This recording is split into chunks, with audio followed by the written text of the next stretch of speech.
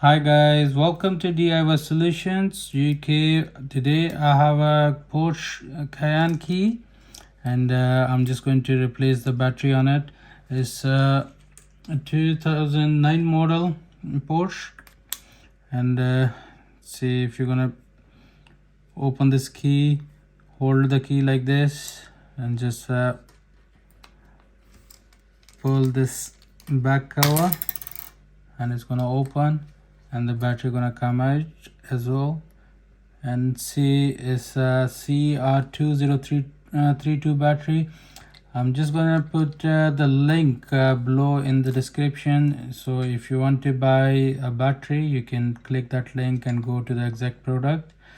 And so to put the new battery in, you have to put like this and just press it down, and that's gonna be installed.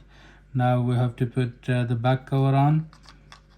Just if you do put the back cover there and press it down, as soon you're gonna hear the click sound, that's when it's closed properly. And check.